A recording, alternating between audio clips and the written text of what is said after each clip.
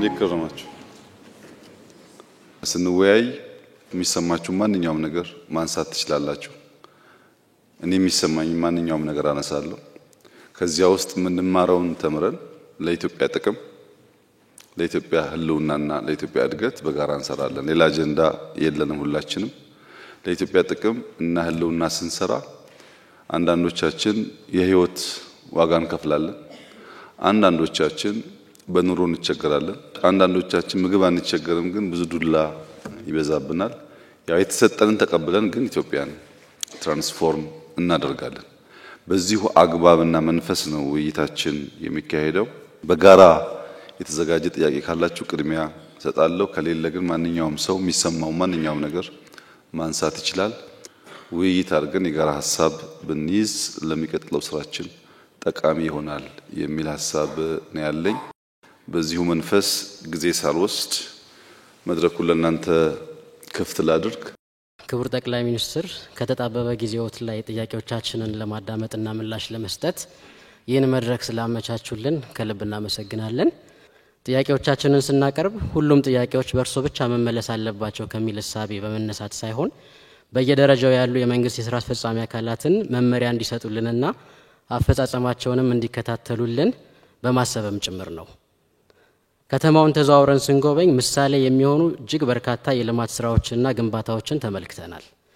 በዚህ አንጻር የጤና ተቋማትንም ለተገልጋዮችና ለባለሙያዎች ምቹ እንዲሆኑ ለማስቻል አዳዲስ ግንባታዎችም ሆኑ የነባር ግንባታዎች እድሳት ለመሰረታዊ የሕክምና አገልግሎትና ለየጤና ተቋማቱ ደረጃ በሚመጥን ልክ ምቹ የህሙማን መኝታ ክፍሎች፣ የባለሙያ መመገቢያን፣ ጾታን ያማከለ ማረፊያ፣ መታጠቢያና ሌሎች መገልገያ ክፍሎችን አካተው ለጤና ተቋማት ግንባታ ልዩ ስልጠናና ልምድ ባላቸው የዲዛይንና የኪነ ህንጻ ምህንድስና ባለሙያዎች በሚዘጋጅ ወጥ መመዘኛዎች መሰረት በአገር አቀፍ ደረጃ የሚገነቡበት ስታንዳርድ ቢዘጋጅ ቢቻል ይህን ስራ የሚሰሩ ባለሙያዎችንም በአገር ውስጥ የሚሰለጥኑበትን መንገድ ቢኖር።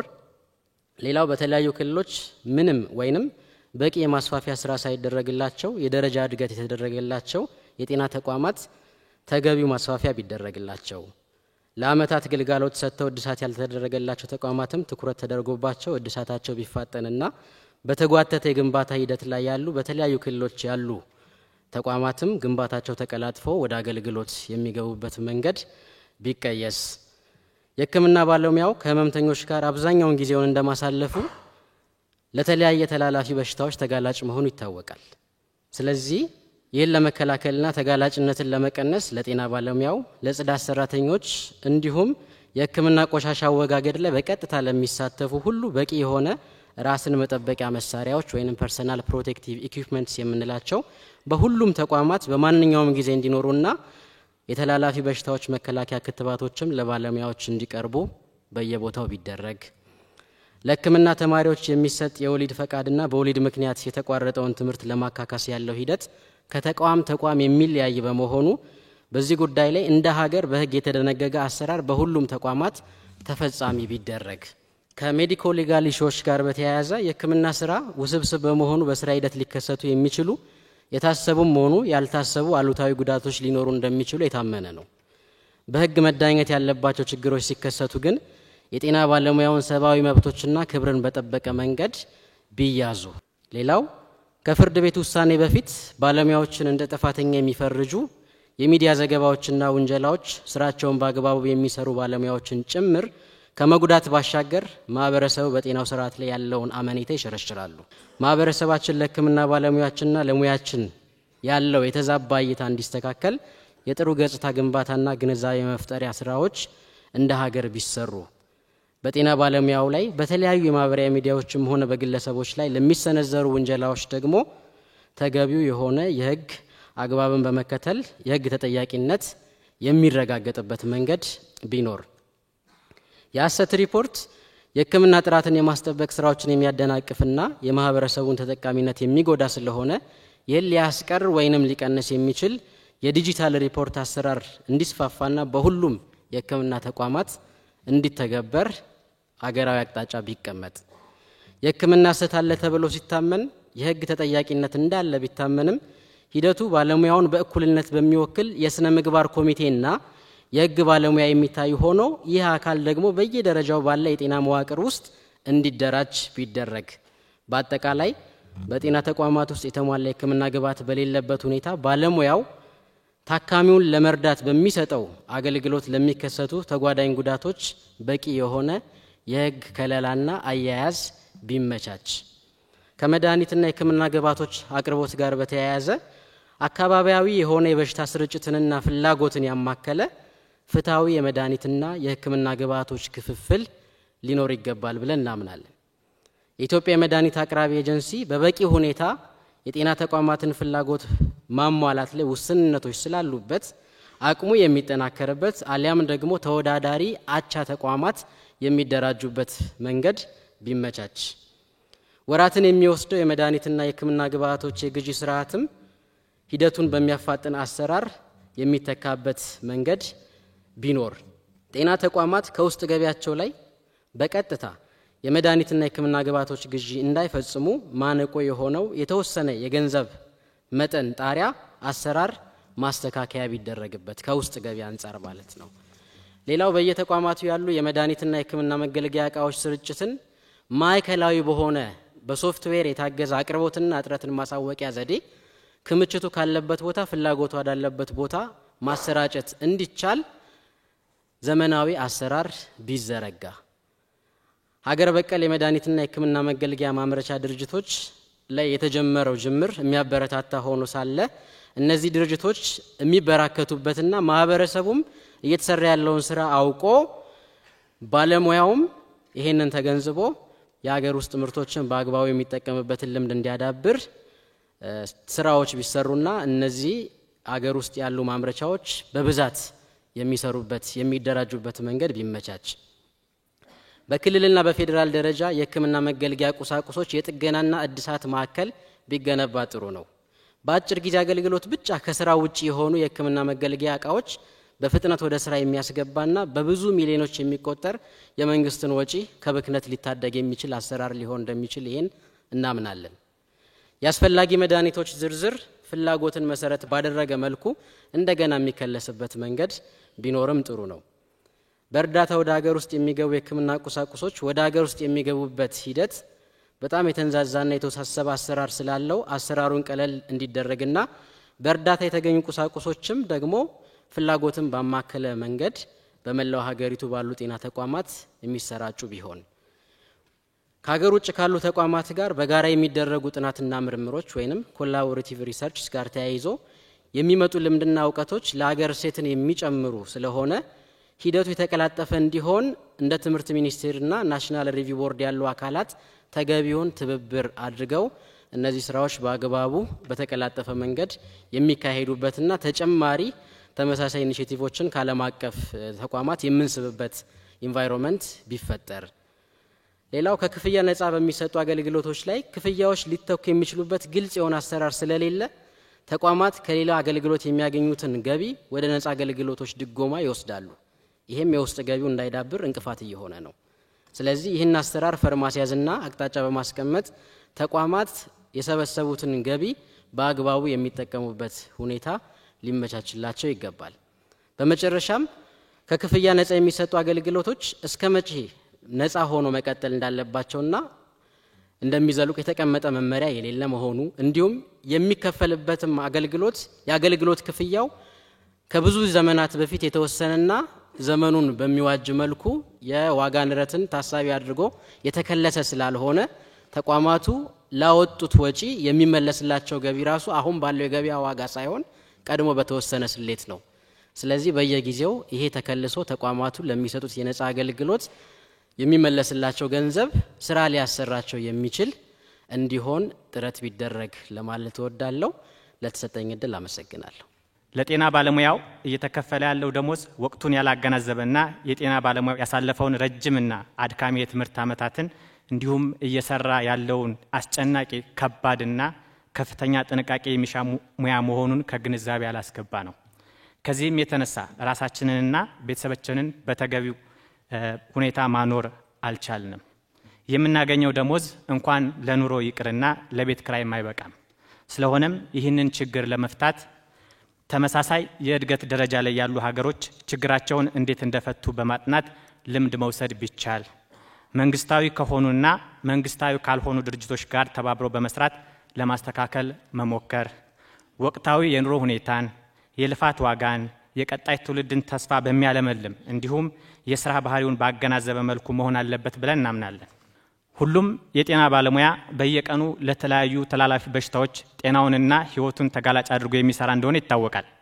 በተጨማሪም በየጊዜው ለሚነሱ ወረርሽኞች የመጀመሪያ ደረጃ ተጋላጭ፣ በየዕለት ተዕለት ስራው ደግሞ ከአእምሮ ጭንቀት አንስቶ ከፍ ሲልም ለከፋ ህመምና ብሎም ለሞት የተጋለጠ በመሆኑ የተጋላጭነት ክፍያ እነዚህን ያገናዘበ ቢሆን፣ በተጨማሪም ሁሉንም የጤና ባለሙያዎች፣ የድጋፍ ሰራተኞች፣ ኢንተርንና ሬዚዳንትንም ጨምሮ ያቀፈ ቢሆን፣ የሕክምና ኢንሹራንስን በተመለከተ የጸደቀው አዋጅ ላይ ተካቷል።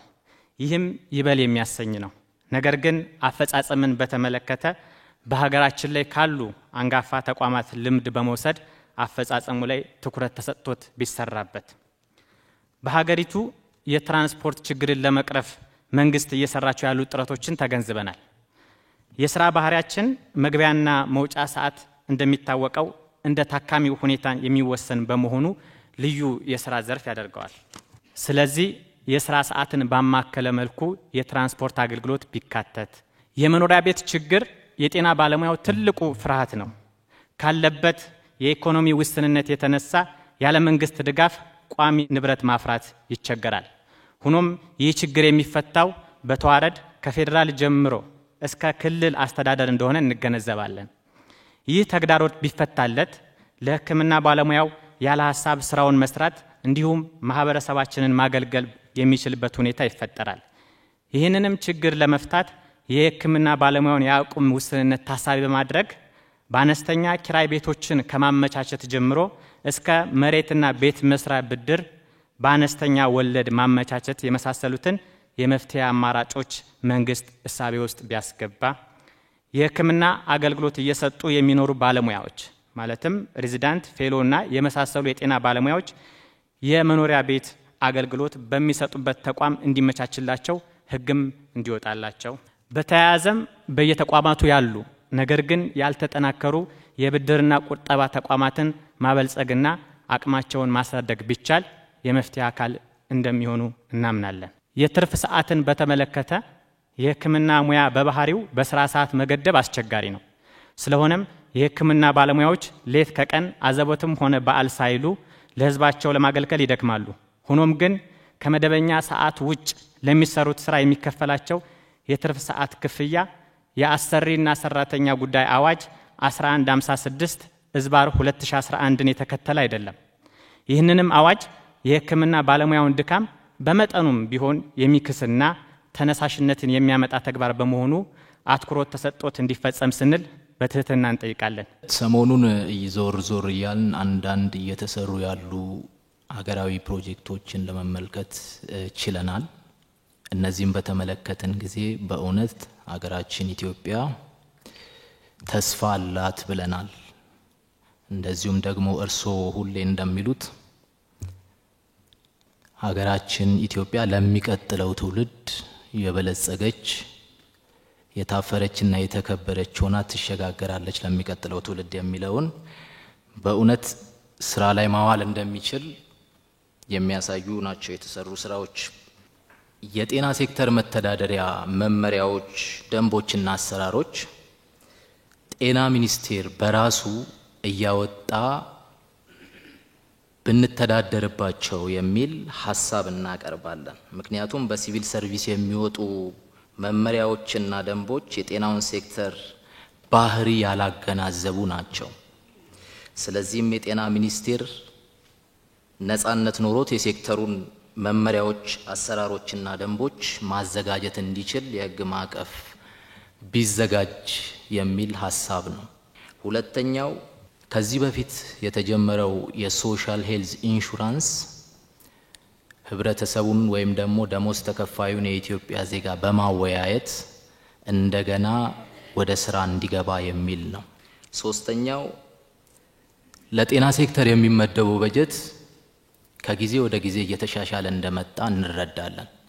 ነገር ግን እየተሻሻለ የመጣው ይሄ የጤና በጀት አሁን ካለው የገበያ ኢንፍሌሽን የመድኃኒትና የሕክምና መሳሪያዎችን ለመግዛት ከሱ ጋር ትንሽ የተጣጣማ አይደለምና በጊዜ ሂደት ወደዛ ብንሄድ የሚል ሐሳብ እናነሳለን።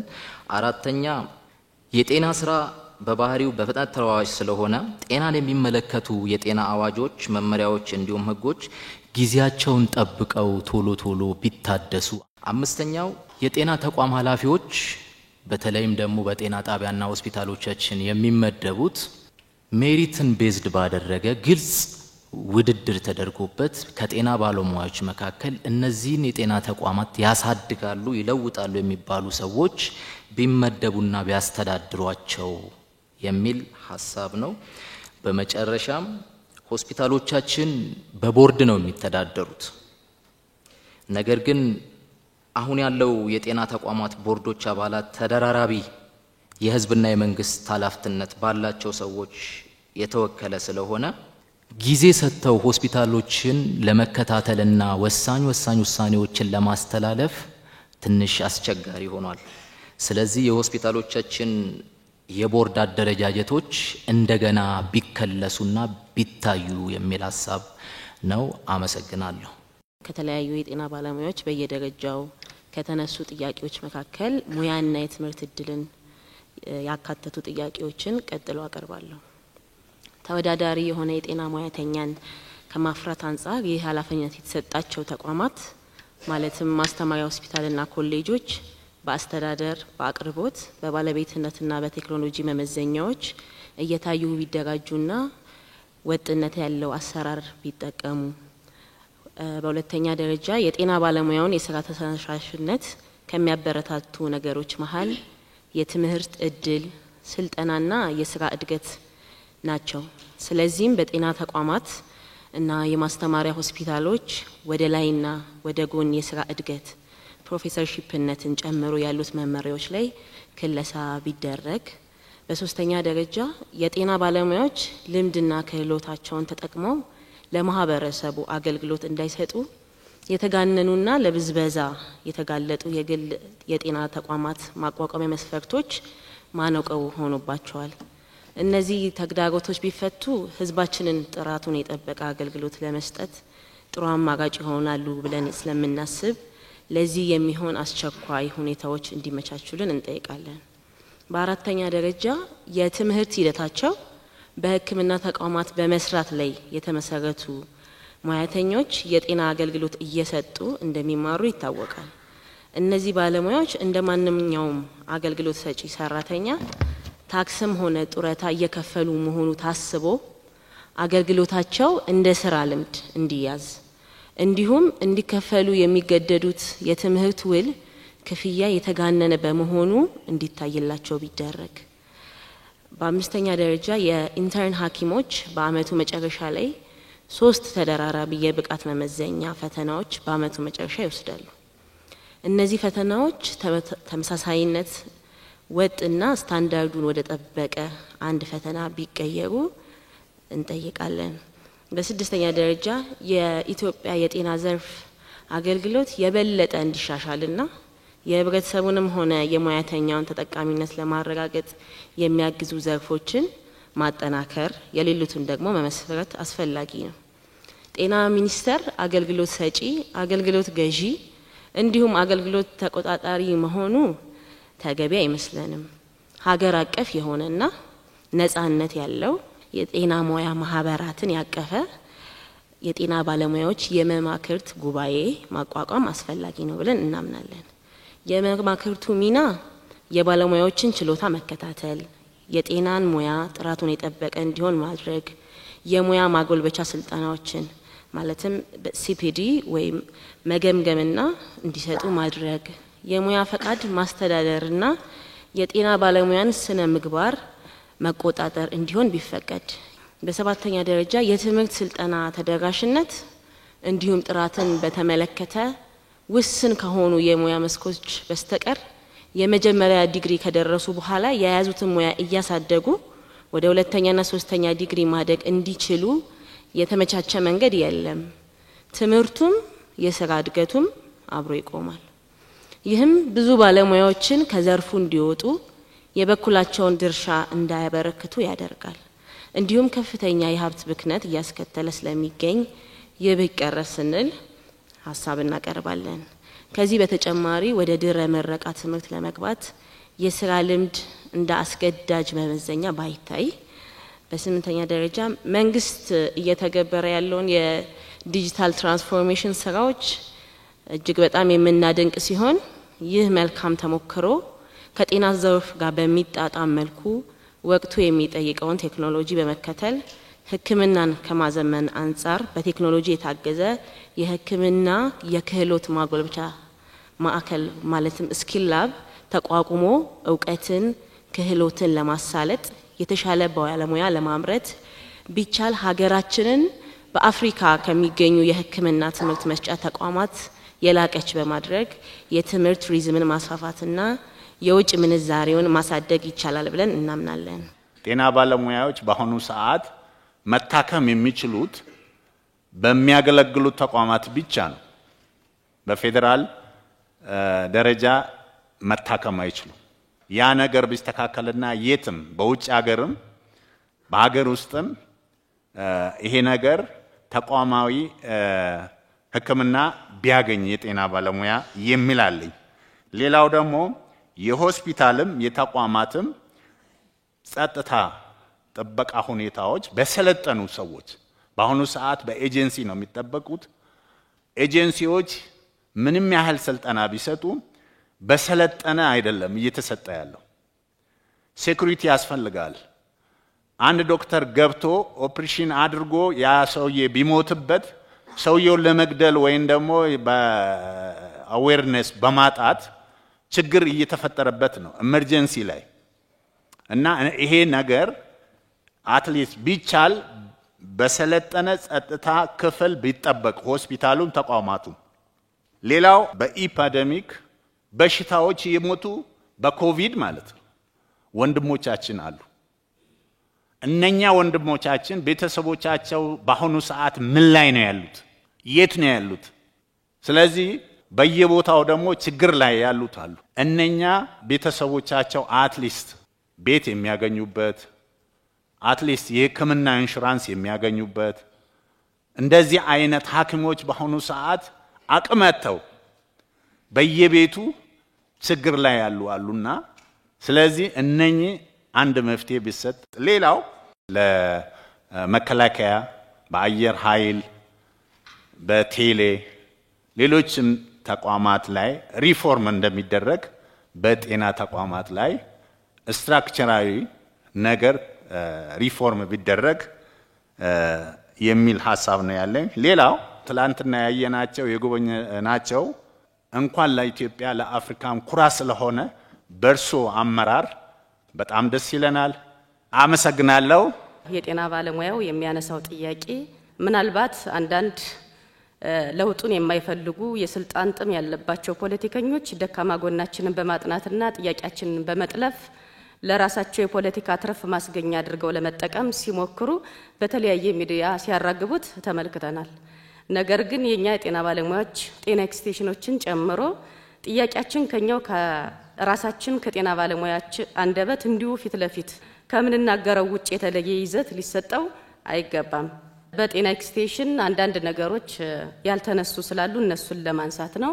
ከዚህ በፊት ላይ የወጡ የተለያዩ መመሪያዎች የወረዱ ስለ ጤና ኤክስቴንሽን የተሻለ የኛም ሞራል ከፍ የሚያደርጉ የተጀማመሩ እንትኖች መመሪያዎች አሉ። በተለይ በጤና ኤክስቴንሽን ከደረጃ 4 ወደ ዲግሪ በፋሚሊ ሄልዝ የተጀማመሩ እንትኖች ነበሩ። እሱ አሁን ቆሟልና ምናልባትም መቆሙን ብቻ ሳይሆን ተነስተዋል ከላይ እስከታች በሚል ግን ብዙውን ጊዜ በሆስፒታልና በጤና ጣቢያ ሙያተኞች የጤና ኤክስቴንሽኖች ጥያቄ እየተዋጠብን ስለሆነ ጤና ኤክስቴንሽኖች ላይ ትኩረት ተሰጥቶ እንዲሰራ ስለመፈልግ የተጀማመሩት የትምህርት እድል አሁን ላይ ስለሌሉ እነሱ የሚቀጠልበትን ሁኔታ ቢያመቻቹልን እላለሁ። ሁለተኛ ምናልባትም የሚሰጡ የትምህርት እድሎች በየክልሉ የሚመጣው ኮታ በጣም አነስተኛና ዝቅተኛ ነው። ሌላው ደግሞ ጤና ኤክስቴንሽኖች ተምረው አፕግሬድ አድርገው ከተመለሱ በኋላ ያቀጣጥር ወይም ያመዳደብ ስርዓቱ ላይ ምናልባትም መሸሻል ቢኖረው ነው ማለት። ሌላው ደግሞ ምናልባት የተጋላጭነት ጤና ኤክስቴንሽን ማለት ራሷ ሐኪም፣ ጤና ኤክስቴንሽን ማለት ራሷ ጽዳት፣ ጤና ኤክስቴንሽን ማለት ራሷ ላብራቶሪና ራሷ ሐኪም ሆና በመሰራበት ለሷ የሪስክ ክፍያ ላይ ከባለሙያው ስለሚዋጥብን ከባለሙያው በተለየ መልኩ እሱ ላይ ትኩረት ተሰጥቶ ምናልባት ክቡር ጠቅላይ ሚኒስትር ቢያዩልና ሌላው ደግሞ ምናልባት ጤና ኤክስቴንሽኖች ላይ የዝውውር ነው ከወረዳ ወረዳ መመሪያ የለንም ምናልባትም ካለ ያልተተገበረ ክልል ላይ ወይም ዞን ላይ ከሆነ እሱንም ትኩረት እንዲሰጡልን ነው። አዲስ አበባ ውስጥ ዞረን እያየን የነበረው ጉብኝት እውነት ለማውራት ለካ ሀገራችን እየለማች ነው፣ ሀብት አለን፣ አቅም አለን፣ መስራት እንችላለን፣ ተክተን ከሰራን ያለብንን ኢዳ ወደ ሚንዳ ምን ቀይሮ መሆኑን በተግባር ትላንት አይተናል። እንዲሁም ደግሞ ሰርቶ ማሳየት የሚችል መሪ ጠቅላይ ሚኒስትራችን ሳላደንቅ ማለቴ ቅር ይለኛል።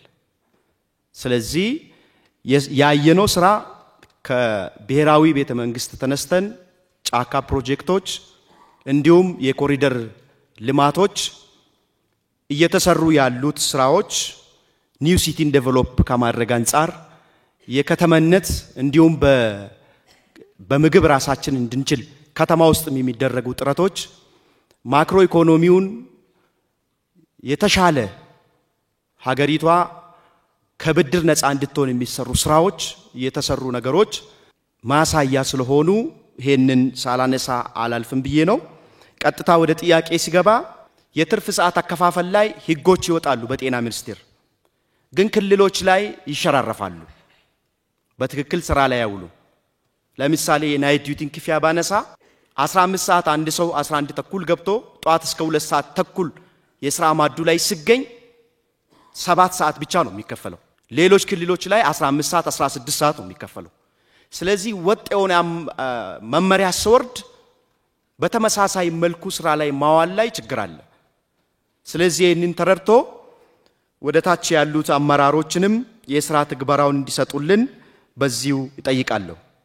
ሌላው የትምህርት እድልን በተመለከተ አብዛኛው በር ተከፍቶ ያለው ከዲግሪ በላይ ያለው፣ ከዲግሪ በታች ያሉት ሰራተኞች የትምህርት እድል እያገኙ አይደለም፣ በጣም ጥቂት ነው። ስለዚህ እሱ ላይ ትኩረት ቢደረግ የሚል ሐሳብ አለኝ። ሌላው የሕክምና ግብአትና የመድኃኒት አቅርቦት ዙሪያ ላይ ለምሳሌ ከመንግስት የሚያዙ በጀቶች ለአንድ ፕራይመሪ ሪስክ ዩኒት ለጤና ጣቢያ 300,000 የዛሬ 8 ዓመት የወጡ ህጎች ናቸው። በ300,000 ብር መድኃኒት ገዝቶ ለጤና ተቋም ማቅረብ በዚህ ሰዓት ላይ በጣም ከባድ ነው። ቻሌንጅም እያደረገን ያለው አገልግሎት ውስጥ እሱ ነው። ስለዚህ በዚህ በኩል ያለው ህጎች ቢታዩ የሚል ሐሳቦች አለኝ። ባለው ወቅታዊ ሁኔታ ባለው ችግር ብዙ ስራዎች ተሰርተዋል። እንደ ፌደራል ትናንት አይተናል። እጅግ ጉድ የሚያስብል እኔ እድልም ገጥሞኝ ውጭ አይቻለሁኝ። እዚህ ያየሁት ነገር እጅግ በጣም ይበል የሚባል ሊበረታታና ወደታችም ወርዶ ጅምርምሮች አሉ። ግን በዚህ ልክ ባይሆንም ቢቀጥል ከተሞቻችን አምረው ብናያቸው ጥሩ ነው ላለሁኝ። በሌላ በኩል ደሴ ሆስፒታል ትሮማ ሴንተር እስካሁን ድረስ እሱ አለመሰራቱ በአቅማችን በጣም ዝቅተኛ በመሆኑ ከዚሁ ጋር ተያይዞ መቀየርም ያለባቸው ስትራክቸሮች አሉ። ሆስፒታሉ ለአንድ ካርድ ስንት ነው የሚያስከፍለው? 35 ብር እኮ ነው። ውጭ ላይ የሚከፍሉት እኮ 400 ብር ነው ለአንድ ካርድ የሚከፍሉት። ያንን እንደገና ሪቫይዝ ማድረግ ያስፈልገዋል። ለምን ሆስፒታላችን አሁን ባለው ገበያ ልክ እየሰራ ስላልሆነ ማለት ነው። ሁሉም ሆስፒታሎች በዛ ልክ እየሰራን አይደለም። በጣም ተቸግረናል። ከሲቪል ሰርቪስ ጋር ተያይዞ ሲቪል ሰርቪስ ነኛ ከሲቪል ሰርቪስ ይገንጠል እያልን ያለ ነው። ያለ ምክንያት አይደለም። ሪስክ የሚባለው ነገር ምን ሆነው ነው እዛ ሪስክ የሚከፈላቸው የሚለውን ባለማወቅ ብቻ ለሐኪሙና ለአንስቴቲኩ ኦአር ኦፕሬሽን ክፍል ላይ ሲከፈላቸው ነርሱ አይከፈላትም። ሌላውም ክፍል እንደዚሁ የደሞዝ ጭማሪያቸውን በዛው ልክ ነው። አንደኛው ቦታ የሆነ ነገር ይከፈላል፣ አንደኛው ቦታ ሐኪሙ አይከፈለውም፣ ነርሱ ይከፈላል። ማዋለጃ ስንሄድ የተለያዩ ሪስኪን የሚያማክሉ ክፍሎች አሉ። እዛ ላይ በጣም የተወሰበሰበ ችግሮች አሉ። ከቤኒሻንጉል ቁሽ መንገድ ጤና ጣቢያ ነው የመጣው። በግልላችን የታየው ያለው የመድኃኒት አቅርቦት ለመጠየቅ ነው የሚፈልገው። በጤና ተቋማት በሚፈለገው ልክ መድኃኒት እየቀረበልን አይደለም የሚለው ነገር ነው ለመጠየቅ ፈለኩ። የሚቀርቡልን ነገሮች ያው በመንገድ ጋር ተያይዞ ያለው ጉዳይ ሁሉም መድኃኒት አይመጡልንም የሚለው ነገር ነው እዛ ላይ የሚሰጠን ምላሾች ማለት ነው። ጤና ተቋማት ላይ ለእናቶች የሚሰጡ ኤክስቴንሽን ሰርቪሶች አሉ። ያንን ሰርቪስ ግን መልሶ መተካት ያለበት መንግስት ነው ለጤና ጣቢያው ውስጥ ገቢ ሲባል ማለት ነው። ያንን ገቢ ግን እየተመለሰልን አይደለም። በአመት 200,000 300,000 400,000 እስከ 1 ሚሊዮን ለኤክስቴንሽን ሰርቪስ ታወጣለህ። ያንን ግን አይተካም። ቀጣይ አመት ደግሞ የሰበሰብከውም ገቢ ቀልጣፋ አገልግሎት ለመስጠት የጤና ጣቢያ ነው ውስጥ ገቢ ያዳከመ ያለበት ነገሮችን አሉ። ሌላ የጤና መድን አገልግሎት ጤና መድን አገልግሎት ለምሳሌ ከጤና ጣቢያ ወደ ሆስፒታል መጥተው ሕክምና ያገኛሉ። ከሆስፒታል ደግሞ ወደ ፌደራል ሪፈራል የሚደረጉ ሰዎች እዛው ላይ ነው ጤና መድናችሁ ድዶ ሌላ እዚህ ሕክምና የሚሰጥበት ብር ፈልጎ ይታከማሉ። እዚህ ላይ እሱ ከሆስፒታል ወደ ፌደራል ሪፈር የሚደረጉ ወይም ጥቁር አንበሳ ሪፈር የሚደረጉ ሰዎች እዚህ መጥተው በጤና መድናችሁ የሚታከሙበት ነገር ቢመቻች የሚለው ነገር ነው። የትናንትናው ጉብኝታችን ሲጀምር በርካታ ብዙ ሀብት የፈሰሰባቸው ብዙ ስራዎች እንደተሰሩ ለማየት ችለናል። ይህ ጥሩ ነው። ሁለተኛው ነገር ዲዩቲ ላይ ተነስቷል ብዙ ጥያቄ ተጨማሪ በጣም በአንክሮት መያዝ ያለበት ያከፋፈሉ ጉዳይም ነው። ወራት 8 ወር ድረስ ደቡብ አካባቢ የሚቆዩ አሉ። እኛ እንደ አማራ ክልል እንኳን አሁን ከየካቲት ወር ወዲህ እስካሁን ያልተላከበት ሁኔታ አለ። በተለይም የኑሮ ውድነት ማሻሻያ የተጨመረችው እሱ ታሳቢ ተደርጎ አልተላከም። ክልል ስንጠይቅ ከገንዘብ ቢሮ አልተላከልንም አይነት ምላሽ ይሰጣል። አሁን በጀት አመቱ መዝጊያ እየደረሰ ነው። ስለዚህ ይሄ አስቸኳይ ውሳኔና መፍትሄ የሚፈልግ ጉዳይ ነው። እስካሁን የ2 ወር ያልተከፈላለ እነዚህ በየቦታው ያሉ ትልቅ ችግር እየፈጠሩ ባለሙያው ላይም እንደ ልቡ እንዳይሰራ ምክንያቱም ደሞዛችን ያው የሚታወቅ ነው። ቢያንስ ደሞ ዲዩቲ እንኳን እየደጎመ ነው የምንንቀሳቀሰው። ይሄ ሲዘገይ ደግሞ የሚፈጥረው ችግር ትልቅ ክፍተት ይፈጥራልና አስቸኳይ መፍትሄ እንዲሰጠው ከደረጃ እድገት ጋር ተያይዞ በቅርቡ 2 አመት ነበረ በፊት አሁን ወደ 3 አመት እንዲሆን ተደርጓል። ይሄ ስለምን ሆነ? ከ3 እንደገና 1 አመት ወደ ኋላ የቀነሰበት ምክንያት ምንድነው?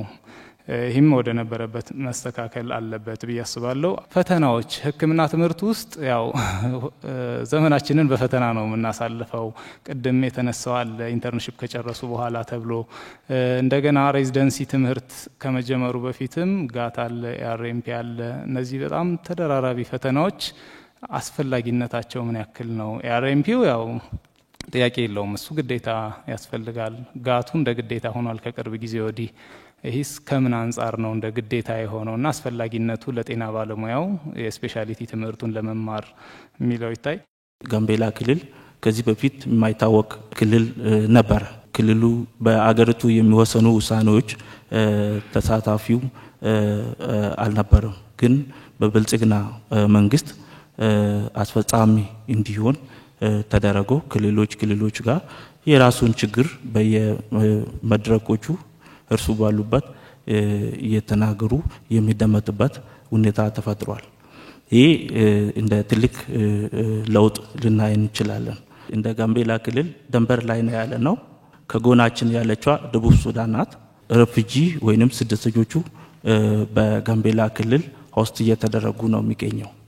እንደ ክልል ደግሞ ይህንን ስደተኞችና ያለውን የራሱን ማህበረሰብ ማስተናገድ የሚችል የሕክምና ተቋም የለም። ያም ደግሞ እንደ ችግር ታይቶ ምናልባት ይሄንን በደንብ ከእንደገና ብናይ እና የክልሉ አቅም እንትን እንዲደገፍ የተሻለ ተቋም እንዲኖራቸው እንዲሁም በክልሉ ዩኒቨርሲቲ ስላለው በዩኒቨርሲቲ ደረጃ የሚደረጉ የሕክምና ተቋማቶች ስላሉ ያንን በክልሉ ተመሳሳይ አገልግሎት እንዲደረግ የሚችልበት ሁኔታ ቢፈጠርልን የሚል ጥያቄ ለማቅረብ ነው።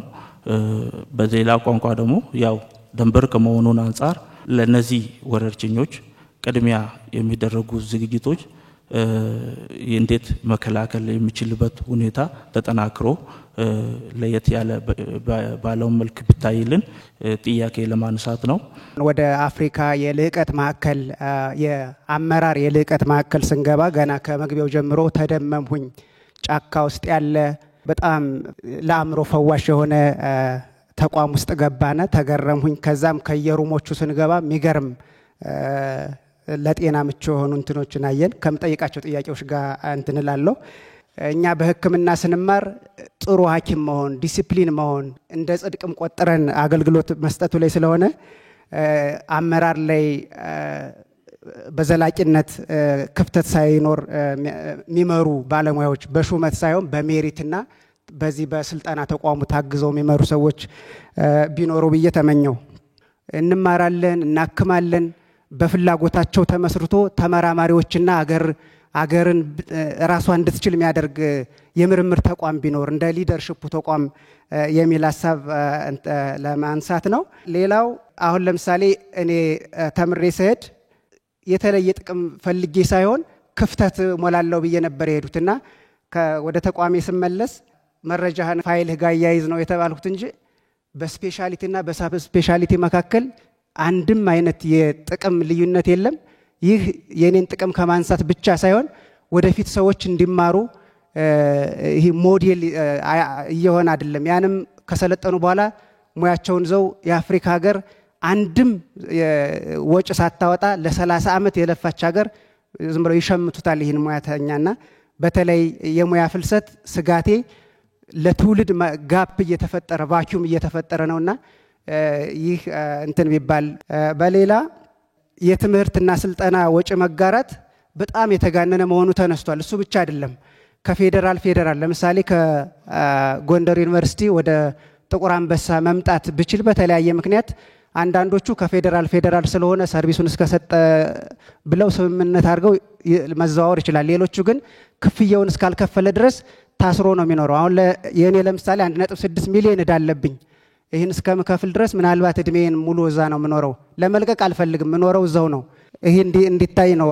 የሙያው ስነግባር ባልጠበቀ መልኩ አንዳንድ አካባቢ ላይ የስራ አድማና ሁከቶች በመፍጠር ጥያቄን አግባብ ባልሆነ መልኩ የተጠየቀበት መልኩ በጤና ባለሙያ ስም ይቅርታን መጠየቅ እፈልጋለሁ።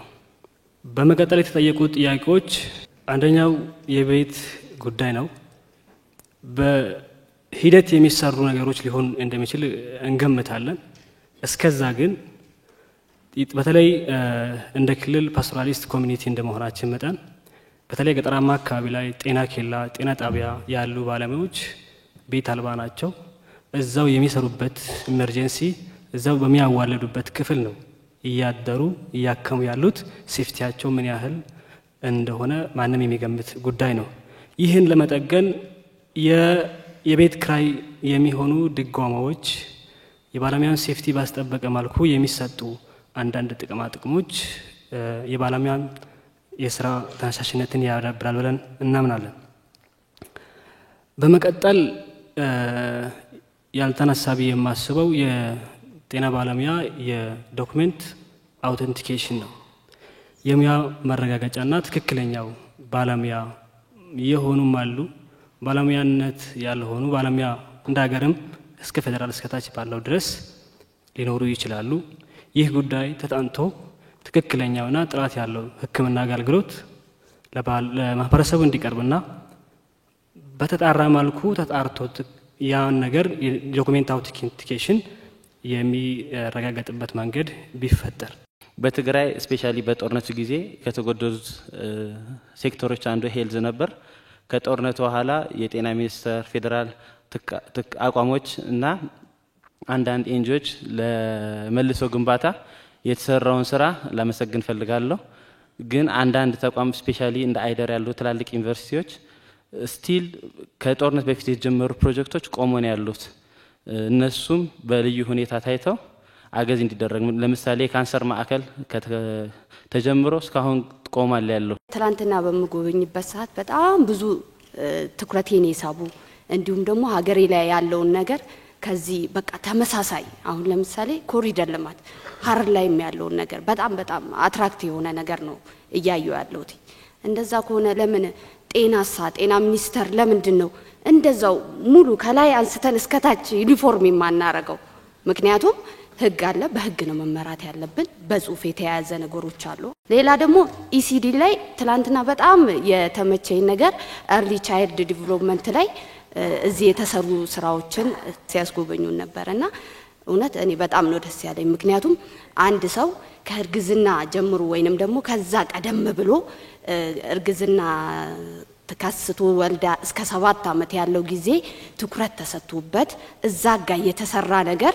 ወደፊትም ለሀገርም ለሁሉ ነገር ስለሚጠቅም እንደ ሀገርም እኔ እንደ ሀረር ወስጃለሁ ሌሎቻችንም ጤና ባለሙያዎች ኢሲዲ ላይ ትኩረት አድርገን መስራት እንዳለብን እንዲሁም ደግሞ አመራር ተሰጥቶት early child development ላይ እንደ ሀገር ቢሰራ የሚል ነው ጤና ባለሙያ ማንኛውም ሰው ክብር እንደሚፈልገው ዩኒፎርማችንን በጣም ነው የምንወደው ለዛም ነው እየለፋንም ያለነው ያቺ ነገር ብትስተካከል የሚል ነው አንደኛ ጥያቄው የጤና ባለሙያ ምደባን በተመለከተ ከዚህ በፊት በአገር ደረጃ ነበር በተለይ ከመንግስት ዩኒቨርሲቲ የሚመረቁ ባለሙያዎች በጤና ሚኒስቴር ነው የሚመደበው ይሄን የሚያነሳበት ምክንያት እኔም የዛ ውጤት ስለሆንኩ ነው ማለት ነው እኔ አሁን ዛሬ ከደቡብ ነው የመጣሁት ተወልጄ ያደግኩት ወደ ምስራቅ ነው የተማርኩትም እዛው ወደ ምስራቅ አካባቢ ነው ሀረማ ዩኒቨርሲቲ ዛሬ ግን ከዚህ በፊት የነበረኝን አመለካከት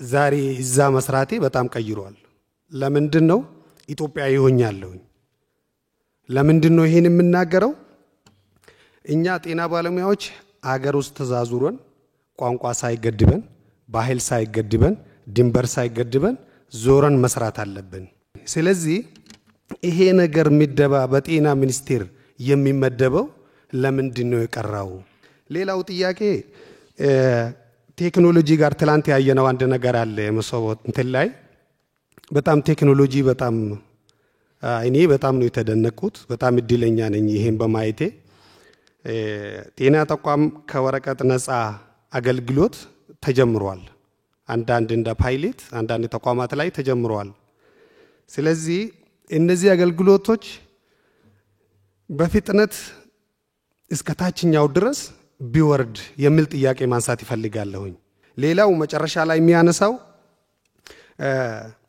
ዩናይትድ ስቴትስ ሜዲካል ላይሰንስ ኤግዛም የሚባለው በእኛ ሀገር እስካሁን ድረስ አልተቋቋመም እንኳን የኛ ጎረቤት ላይ በየቦታው ተፈቅዷልና ስለዚህ የኛ ሀገሩም ስለምን እንደማይፈቀደው የሚል ጥያቄ ነው የሚያነሳው ሌሎች ጥያቄዎች ስላነሱ እኔም እድል ስላገኘው በጣም እጅግ አድርጌ አመሰግናለሁ በርከት ያሉ ጉዳዮች ተነስተዋል በዚህ መልኩ መወያየታችን ለኔም በጣም ከፍተኛ ደስታ ፈጥሮብኛል በእናንተ ውስጥ ያለውን አስፒሬሽን በእናንተ ውስጥ ያለውን ቁጭት በእናንተ ውስጥ ያለውን ህልም በውስጡ ስላየው በጣም ደስ ብሎኛል ምክንያቱም ያልበለጸገ ሀገር ይሄን ጥያቄ ሊመልስ አይችልም ጥያቄው እንዲመለስ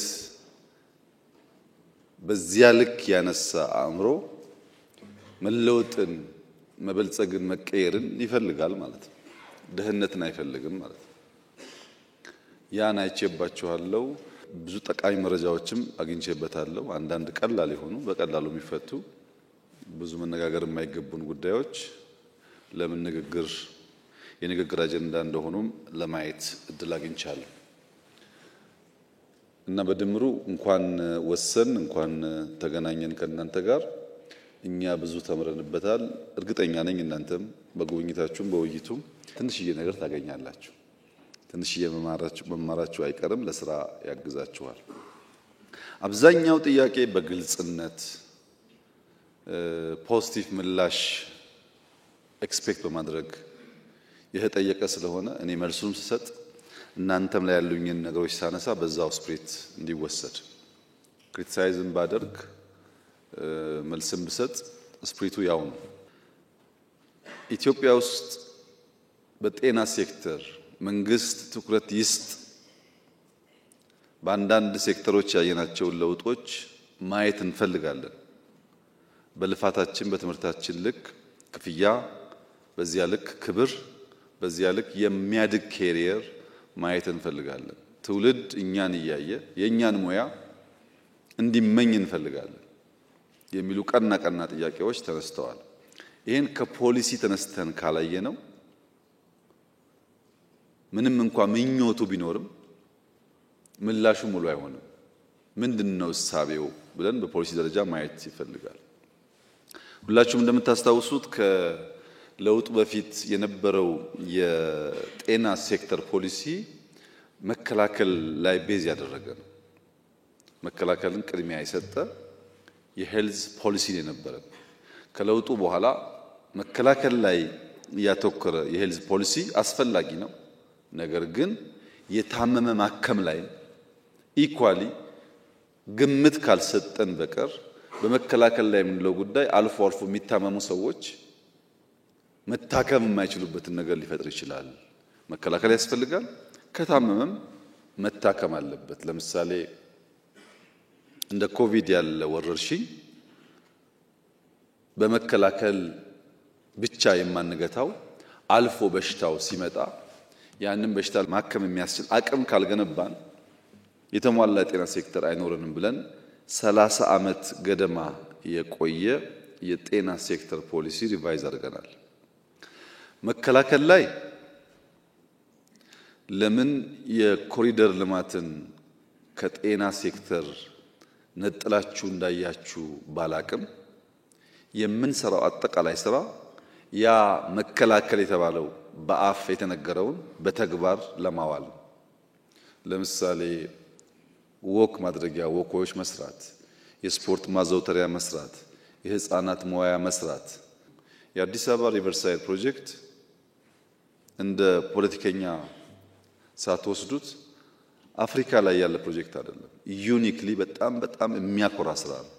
20 ምናምን ኪሎ ሜትር የተበላሸ የበሽታ መንስኤ የነበረን ለሪቨርሳይድ ነው ወደ ጤናማና መዝናኛ እየቀየርን ያለነው። ምን ያክል አስቸጋሪ እንደሚሆን ገምቱት እናንተ። ሁሉም የሚሰራው ስራ ከጤና ጋር በቀጥታ ይያያዛል። ንጹህ እንሁን፣ ንጹህ አካባቢ እንፍጠር፣ ሰው ፊዚካሊ አክቲቭ ይሁን ማለት ቀጥታ ከመከላከል ጋር ከጤና ጋር ከኢንዱራንስ ጋር የሚገናኝ ጉዳይ ነው። ያ ስራ ከእናንተ ስራ ውጭ ተደርጎ መወሰድ የለበትም። ሁለተኛው ማከም ላይ ሙያተኞችና ተቋም ግንባታ ነው።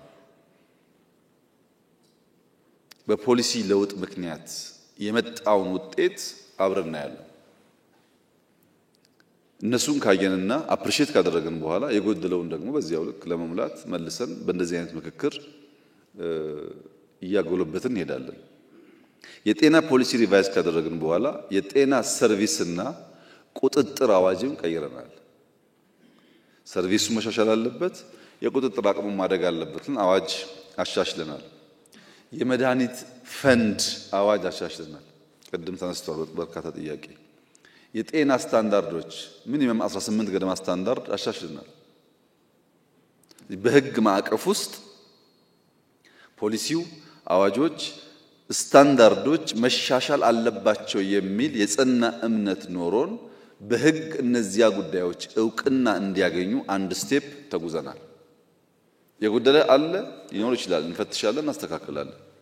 ኮሚትመንቱ ግን ነበር ማለት ነው። ፖሊሲውን ከ30 ዓመት በኋላ ሪቫይዝ ካደረግን አዋጅ ከቀየርን እንደ መንግስት የጤና ሴክተር በህግ ማዕቀፍ ውስጥ ማሻሻያ ይደረግለት የሚል እምነትና ፍላጎት አለ ማለት ነው። ሙሉ አይደለም ከተባለ ደግሞ በጋራ መፈተሽ ነው፣ ችግር የለውም። ፈትሸን እናስተካክላለን። ግን ጤናን እናንተ ባሰባችሁት ልክ ዝቅ አድርጎ የሚያስብ ከሪፎርሙ የሚያስቀር እሳቤ ግን መንግስት የለውም። የሕክምና ሴክተር ያለው ፋይዳ የታመመን በማከም አይደለም፣ ማህበረሰብ በማንቃት ደረጃ። ያመመህ እኮ እጅህን ስላልታጠብክ ነው፣ ያመመህ እኮ ፕሮፐር ቦታ ሬስትሩም ስለሌለህ ነው ብሎ የሚያስተምር አይደለም። ጤና ሙያተኛ ማለት የሰውን ያኗኗር ዘዬ የሚቀይር ዘመናዊነትን የሚያስተምር ማለት ነው። በዚያ ስፕሪት ነው የምንረዳው ያደረግነው። ከፖሊሲ አንጻር ይሄን ካየን ከፋይናንስ አንጻር ከጥቂት ዓመታት በፊት በቀጥታ ለጤና ሚኒስቴር ተብሎ የሚፈሰው ሀብት 70 ቢሊዮን ብር ገደማ ነበር። አሁን ወደ 130 ቢሊዮን ብር ገደማ ይፈሳል። ይሄ በዩኒቨርሲቲ በህንፃ ግንባታ የሚሄደውን አያካትትም። ለሚኒስትሪ የሚፈሰውን ነው። በቂ ነው ወይ ይሄ ሀብት ካላችሁ በጣም በቂ አይደለም። ንጽጽራችሁ ትክክል አይደለም።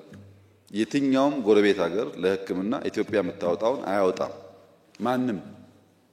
የኤንጂኦ እና የፕራይቬት ሴክተር የሚያደርገውን ሕክምና መታችሁ ከመንግስት ጋር እንዴት ተወዳደራላችሁ? ማንም የኛ ጎረቤት ኢትዮጵያ መንግስት የሚያወጣውን ለሕክምና ሴክተር አያወጡም። ኦፍ ኮርስ ኤንጂኦዎች ያወጣሉ፣ ፕራይቬት ሴክተር ያወጣል። ይሄን ደግሞ እናንተ ማጥናት ትችላላችሁ፣ ችግር የለውም። ኢንፍራስትራክቸር የኢትዮጵያ መንግስት ለመገንባት የሚያደርገውን ጥረት የትኛውም ጎረቤት ሀገር አያደርግም። አንዳንዶቹ ፉሊ ዲፔንደንት ናቸው በኤንጂኦ እና በደጋፊ ሀገራት ላይ እና ኮምፓሪዝኑ የፐብሊክ ኢንቨስትመንት እና የፕራይቬት ኢንቨስትመንትን ያለየ ከሆነ አይሆንም። ለምሳሌ ባለፈው ዓመት 9 ቢሊዮን ብር ድጎማ ያደረግነው ለመድኃኒት ነው። ማዳበሪያ ደጎምን፣ አርሶ አደሩ ማምረት ስላለብን ነዳጅ ደጎምን፣ ሁላችንንም ዘን መድኃኒት ደጎምን። ለምን እንዳላችሁት ችግር ስላለ። በዚህ ዓመት ቅድም እንዳነሳችሁት አንዳንድ ሼኮች ስላሉ በጀታችንን ስናይ የሕክምና ሴክተር በደጋፊዎች እጅ መሰብሰብ ምክንያት እንዳይስተጓጎል በሚል ትንሽ ጠርቀም ያለ ነገር ለማድረግ ሞከርን ባለው አቅም ማለት ነው። እና በጀት አድጓል። ያደገበት ልክ ከኛ ዲማንድ አንፃር ግን ገና ነው። ያደገበት ልክ ፕራይቬት ሴክተሩንና ሌሎቹን በማንቀሳቀስ ያለው ውስንነት ደግሞ አጠቃላይ ኢንዱስትሪው የተሟላ እድገት እንዳይኖረው አድርጓል። ይሄን ተቀብለን ስናበቃ ነገር ግን አይበቃም። ምናከመው እኮ ከ100 ሚሊዮን በላይ ህዝብ ነው። በሚሊየንስ ይተኛል ሕክምና። አንዳንዱ ታሞ መጥቶ መድኃኒት መግዣ የለውም ብቻ ሳይሆን ምግብ የለውም። እኛ እኮ ምግባችን እናካፍለዋለን። ኢትዮጵያውያን ስለሆን ሲቸገሩ ስናይ ዝም አንልም የሚለው ፔን ይገባኛል። በየቀኑ የምትሉት ከሚያለቅስ ሰው ጋር ስለሆነ ምንም ጫና የለውም ብዬ አራክሻ ላይ ይህንን የምንጋራበት መንገድ ግን አንዱ ፕሪፈረንስ ነው፣ ምርጫ ነው። የእናንተ ፕሪፈረንስ የሰውን ችግርና ስብራት መጠገን ነው። እርካታችሁ ይመጣውም ከዚያ ነው። አንድ ታማሚ ገብቶ ሲድንላችሁ ነው እንጂ እርካታችሁ ያ ታማሚ በሰጣችሁ ጉርሻ አይደለም። ይሄ ችግር አለ። ይሄንን ችግር የችግሩም የመፍትሄውም ባለቤት ነን ብለን ካላሰብን በቀር አንድ ሰው ጋር ወስደን ጥያቄውን ብናመጣ ብዙ መፍትሄ አያገኝም። እና ፋይናንሻሊ ለውጦች አሉ፣ እያደገ ደግሞ ይሄዳል። ለምን በሄልት ሴክተር ያለው ፋይናንስ ያለው እድገት ሊፍሮግ አላደረገም? ለምን ኢንክሪመንታል ሆነ ካላችሁኝ በኋላ በአንዳንድ ፋክቶች አሳያችኋለሁ። ከፋይናንስ ቀጥሎ ፖሊሲ ነግሬያችኋለሁ፣ ዘን ፋይናንስ ነው። ቀጥሎ ኢንፍራስትራክቸር ነው። ኢንፍራስትራክቸር በሁለት ይከፈላል፣ የመንግስትና የግል። በመንግስት ባለፉት ጥቂት ዓመታት እንዴት እንዳያችሁት ባላቅም በሺህ የሚቆጠር የጤና ተቋማት ግንባታ እድሳት ተካሂዷል። በሺህ የሚቆጠር 350 ጤና ኬላ ተሰርቷል። ከዚያ በላይ ነው። 100 ገደማ ጤና ጣቢያዎች ተሰርተዋል። ከዚያ በላይ ነው። 190 ገደማ ሆስፒታል ተሰርቷል። ስፔሻላይዝ ያደረጉ ደግሞ 11 ገደማ ተሰርተዋል። 15 ላቦች ተገንብተዋል። ያልነበሩ በየአካባቢ ያለውን ልዩ ልዩ ዳታ አናላይዝ አድርጎ የበሽታን ትሬንድ የሚያሳዩ ላቦች ተገንብተዋል። 1800 ገደማ የጤና ተቋማት ማስፋፊያና እድሳት ተደርጓል። ተስፋፍቷል፣ ታድሷል። ከ1000 በላይ የጤና ተቋማት ውሃ የሌላቸው የሶላር ሲስተም የሌላቸው ገብቶላቸዋል። ከ1000 በላይ ባለፉት ጥቂት ዓመታት በድምሩ ከ6000 በላይ አዳዲስ ጤና ጣቢያ፣ ጤና ኬላዎች፣ ሆስፒታሎች ተገንብተዋል፣ ታድሰዋል፣ ተስፋፍተዋል። ምን አለ 6000 20,000 ቢሆን ያላችሁኝ እንደሆነ የኔም መሻት ነው። ምንም አልተሰራም ካላችሁ ግን ትክክል አይመጣም። ብዙ ኢንፍራስትራክቸር ላይ ኢንተርቪን አድርገናል። የመንግስት ኢንተርቬንሽን እንደ ኢትዮጵያ በጣም ጠንካራ የሆነባቸው ሀገራት ካልሆኑ በቀር ሌሎቹ ጋር እንደዛ አይነት ነገር አይታይም። ለምሳሌ የሥራ አካባቢ ጽዱና ምቹ እንዲሆን እንፈልጋለን። አንዲት ሲስተር ከሐረር ያነሳችው ሰምዌር ያየነው ጉዳይ እኛም ጋር እንዲሆን እንፈልጋለን ያለችው ጉዳይ በጣም ትክክለኛ ሐሳብ ነው። ጥቁር አንበሳ ያላችሁ ታስታውሳላችሁ። ለመጀመሪያ ጊዜ ከዚህ ቢሮ እድሳት በኋላ የጀመርኩት ጥቁር አንበሳ ነው፣ ራሴ ሄጄ ማለት ነው። ፕራይቬት ሴክተር አስተባብረን ወስዶ እንዲያድስ ግለሰቦች ጨምረን ማለት ነው። የኔ ስራ መንገድ ማሳየት ነው። አንድ ሆስፒታል መጥቼ ጽዱ መሆን አለበት፣ ሰራተኞች በረፍት ጊዜያቸው የሚቆዩበት ቦታ ያስፈልጋቸዋል፣ ንጹህ ሬስቶራንት ያስፈልጋቸዋል ካልኩ በኋላ መልቲፕላይ ማድረግ የሴክተሮች ስራ ነው እንጂ መጠበቅ የለባችሁም እኔ እንድቀጥል። ሕክምና ኢትዮጵያ ውስጥ እንዲለወጥ ያለኝን ቅናት ነግራችሁ አልችልም። የፍላጎት ችግር ፈጽሞ የለም። የአቅም ውስንነት ችግር ግን አለ። የአቅም ውስንነቱ የሚመነጨው የጤና ተቋማት አሁን ኢትዮጵያ ውስጥ ከ22000 በላይ ናቸው። የመንግስት 22000 ጤና ተቋም ቤቱን እንኳን እናድስላችሁ አስቡት ምን ያክል ኮስት እንደሚያደርግ። እነዚህ ተቋማት መስፋት ባለባቸው በጣም ጽድት ብሎ መስራት ባለባቸው ደረጃ አልተሰሩም። ነገር ግን አስፍተናቸዋል። የነበረው ቁጥር በጣም በከፍተኛ ደረጃ አድጓል። እኔ ስመጣ የጤና ሙያተኞች ኢትዮጵያ ውስጥ 219000 ነበሩ። አሁን ሰው አይቀጠርም፣ ሰው አይማርም ምናምን ብላችኋል። ባለፉት 6 ዓመታት ግን ከ520000 በላይ ሆኗል። ከእጥፍ በላይ ጨምሯል። 6 ዓመት እኮ ነው ጊዜው።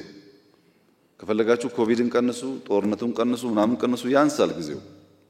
ከእጥፍ በላይ ባለፉት 6 ዓመታት ካደገ በሚቀጥለው 6 ዓመታት ደግሞ የት እንደርሳለን? በዚህ አግባብ ሂውመን ካፒታል ላይ የተሰራውን ስራ፣ ኢንፍራስትራክቸር ላይ የተሰራውን ስራ፣ በፋይናንስ ያለውን እድገት፣ የግል ሴክተር ለማገዝ የተደረገውን ጥረት ቢያንስ ከእናንተ ፍላጎት 5%ን እንኳን ለመመለስ ሙከራ ተደርጓል ብላችሁ ማሰብ ያስፈልጋል። የግል ሴክተር በሚመለከት በ2013 የዛሬ 3 ዓመት ተኩል እንደዚህ ገደማ ኢትዮጵያ ውስጥ 15000 ነበር የግል ሴክተር። ዛሬ ከ28000 በላይ ነው። ጤና ጣቢያ፣ ሆስፒታል፣ ላቦራቶሪ ማን ነው የሚሰራው? እናንተ እኮ ናችሁ። 15000 የነበረው 28000 ከገባ እንዴ በአንድ ሰው እንኳን ብናስበው የሆነ ሺህ ሰው የግል ሴክተር ኢንቨስት እያደረገ ስራ ፈጥሯል ማለት ነው። ለምን 28000 ሆነ? 100000 መሆን አለበት። ብድር ተመቻችቶ ድጋፍ ተደርጎ ሁላችንም ብንሰራ ካላችሁ ትክክለኛ ሐሳብ ነው። አቅም ነው የሚያንሰው እንጂ መሆን ያለበት እንደዛ ነው። እንደዚያ ሲሆን የደሞዝ ጭቅጭቅ አይኖርም። ሁላችሁም የምትሰሩበት እድል እየተፈጠረ ከሄደ ምንም አልተሰራም ግን ትክክል አይደለም። የዛሬ 3-4 ዓመት 15000 ብቻ ነበር የግል የጤና ተቋማት አክሮስ ዘ ካንትሪ ነበረው። ጨምሯል። ያ የጨመረው ኢዝ ኦፍ ዱይንግ ቢዝነስን ተከትለን ጤና ሴክተር ላይ ኢንቨስት የሚያደርጉ ሰዎች ከውስጥም ከውጭም ከመጡ እናመቻችላቸው የሚል የፖሊሲያችን አካል ስለነበረ ነው። ኮሚቴ ነበር ይሄን የሚሰራ እየሄደ መሬት አሎኬት እያደረገ ሰዎችን የሚያግዝ ኮሚቴ ነበር። ያ በሁሉም ሴክተር እንደምትገነዘቡት የፈጠነ የንግድ ፍላጎት አቲቲዩድ ያላቸው ሰዎች ፈጥነው ኦፖርቹኒቲ ግራብ ያደርጋሉ። አብዛኛው ሰው እንደዛ ላይሆን ይችላል። አንዳንዶች እንዳላችሁት ጊዜያችሁ ይባክነው ብዙ ጊዜው ስራ ላይ ሊሆን ይችላል። እናንተም ውስጥ ግን ጠበቆች አሉ፣ እናንተም ውስጥ አክቲቪስቶች አሉ፣ ነጋዴዎች አሉ፣ ጨዋዎች አሉ፣ በሰው ህይወትና ጤና የሚቀልዱ ሰዎችም አሉ። እንደሱ አድርገን እንደ ማህበረሰብ እንየው። 500,000 ፕሮፌሽናል ባለበት ተቋም ውስጥ ሁሉም ሰው እናንተ እንዳላችሁት ሊሆን አይችልም። ትንሽ እንደ ፋክቶች ጨማምር ካላችሁኝ በመንግስት ሆስፒታል የምንገዛቸው ማሽኖች በየ15 ቀኑ ይበላሻሉ። ሽቦ ይቆረጣል፣ ይሰበራል። ያው ታውቁታላችሁ። ለምን? ሰው በመንግስት ሆስፒታል ከሚታከም የግል ሴክተር ለመላክ ሲባል እዚህ ያለው ይበላሻል። መቼም ያን እያበላሸ ያለው ታማሚውን እንደማትሆን ተስፋ አደርጋለሁ። ታማሚ አይደለም። ለግል ጥቅማቸው ሲሉ የመንግስትን ሀብት የሚያበላሹ ሰዎች አሉ። አንድ ነው 10 ነው አላቅም ቁጥሩ። ሁላችሁን ይወክላል ወይ? አይወክልም። ግን አለ፣ ሳምፕሉ አለ። እኛም ውስጥ እኮ ችግር አለ። ለግል ጥቅማቸው ሲሉ የመንግስት ንብረት ያበላሻሉ ካላላችሁ እኛ ብር ስለምናወጣበት ተበላሸ፣ ተጠገነ፣ አሁንስ ተበላሸ ወር አይቆይም። በሽተኛ ወደ ሕክምና ሲመጣ ሁለት አይነት አፕሮች ነው ያለው። አንደኛው መካከለኛ ገቢ ያለው ሰው ከሆነ በፍጥነት ወደ ግል ሴክተር ሪፈር ይጻፍለታል። ጥቁር አንበሳ እያለ የሆነ ክሊኒክ ይላካል። ትንሽ ከፍ ያለ ገንዘብ ደግሞ ካለው ቦርድ ወስኗል ተብሎ ወደ ውጭ ሀገር ይላካል። እና ሕክምና አካባቢ ላይ ችግሩም የእናንተ አካል ነው። እንደዚያ የሚያደርጉ ሰዎችም የእናንተ አካል ናቸው።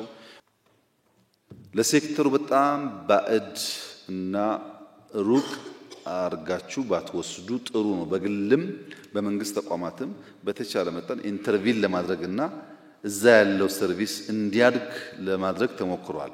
በግል ሴክተር በ2019 ከለውጡ ማግስት 30,000 ገደማ በግል ሴክተር የሚሰሩ የጤና ሙያተኞች ነበሩ። 6 ዓመት ፕላስ ገደማ። ዛሬ የአሁን ዳታ የለኝም፣ የ2023 ነው ያለኝ። ከአንድ ዓመት ተኩል 2 ዓመት በፊት 120,000 ገደማ ደርሷል። የአሁን ይጨምራል። 30,000 የነበረ የግል ሴክተር ሙያተኛ 120,000 ደርሷል ማለት በዚያው ልክ ክፍያውም በዚያው ልክ ያው አድጓል ማለት ነው። ሂውመን ካፒታል ላይ በማሰልጠኛ ከ5-6 ዓመት በፊት 7 ገደማ ነበሩ የዩኒቨርሲቲዎች ስፔሻላይዝ ለማድረግ የሚያግዙ። አሁን 22 ናቸው። 22 ዩኒቨርሲቲ ከሆነ በዚያው ልክ ቁጥሩ አድጓል ማለት ነው። ውስን በነበረበት ጊዜ የሚገባው ተማሪና አሁን አንድ አይደለም። 8,500 ገደማ ሬዚደንቶች in the last 4-5 years መንግስት አሰልጥኗል። የዛሬ 2-3 ዓመት ገደማ ሬዚደንት የነበራቸው ኢሹ ምንድነው? ካሉበት ተቋም ለትምህርት ሲመጡ በእነሱ ቦታ ሰው ይቀጠርና እኛ ቦታ እናጣለን ሲሉ የፌዴራል መንግስት በዚያ መንገድ አገልግለው ለትምህርት የሚላኩትን ሰዎች ኮስት ሼር አድርጋለሁ ብሎ ወስኖ ነው ያ ሁሉ ተማሪ ሲማይ ነበር። በእኛ ሁኔታ ሬዚደንቶች በጣም ስለሚሰሩ አብዛኛውን ችግር ሼር ስለሚያደርጉ ይጎዳሉ እና እንዴት አድርገን ያናካክስ ቢባል ምንም ችግር የለውም። የፌር ጥያቄ ነው። ግን ሬዚደንት ሰምዌር በጣም የተመቻቸና እኛ ጋር ሲመጣ ይከፋው ካረጋችሁ ግን በአንዳንድ ነገር የዓለም ትሬንድ ተማሩ እያላችሁ በሌላ ነገር ደግሞ ከዓለም ውጭ ከሆነ አውሮ አይሄድ። ዓለም ላይ የሌለ ስለሆነ የሚነሳው ጥያቄ እንደዛ አይነት ማገልገል ፈልጋለሁ የሚል ቅንነት ያለው ሐኪም ምናምን ከደሞዙ በላይ ፕሪፈር የሚያደርገው ሰው ማዳን ሊሆን ይችላል። በትውል ኮምፒት ከ5-10 ዓመት በኋላ አይቀጥልም እኮ ይሄ ነገር። ፕራይቬት ሴክተር ይስፋፋል፣ ሽሚያ ይፈጠራል ማለት ነው። መንግስት ቤት ሰጣለሁ፣ መኪና እንደዚህ ያደርጋለሁ እያለ ይሻማል ከገበያው እንጂ ሰምዌር የሚከፈል ክፍያ እያለ ማንም ሰው አይሰራለትም። እዛ እስክንደርስ ድረስ መከራ የምትከፍሉ ሰዎች አላችሁ፣ ክፈሉ። የእናንተ ስራ ማድረስ ነው። ኢትዮጵያ ባለችበት ሁኔታ የኔናና የእናንተ ስራ በመከራ ማሸጋገር ነው። የሚሰሩ ሰዎች ቅድም እህቴ እንዳለችው ነው። እዛ ያሉ ሎካል በሕክምና ውስጥ ለምሳሌ ዶክተር ሁላችሁን አይመለከትም። አንድ ፔሸንት መጥቶ ቪዚት አድርጎ ይሄን አድርጊ ብሎ ሄዶ ሊሆን ይችላል። ነርሷ ግን ያው በምታውቁት ምክንያት ብዙ ጊዜ መመላለስ ብቻ ሳይሆን የዛን ሰው በሽታ የዛን ሰው ስቃይ ተጋርታ ሊሆን ይችላል። እንደሱ ፕሪስክሪፕሽን አትጽፍም እንጂ ፔን በመጋራት ነርሷ ሚና የላትም ሊባል አይችልም። ግን ዘ ሆል ሲስተሙና ካልቸሩ እሷን የሚያይ አይደለም። ለመቀየር የሚከፈለውን ዋጋ ለመክፈል ደግሞ በጋራ ዝግጁ ካልሆን ቤት በኩል የደህንነቱ አይነት እኮ በጣም ብዙ ነው። ቤት በኩል ሊቀየር ይችላል ካልወሰን በቀር ብሎ የሚነሳ የሕክምና ሙያተኛ እንዲኖር ይጠበቃል።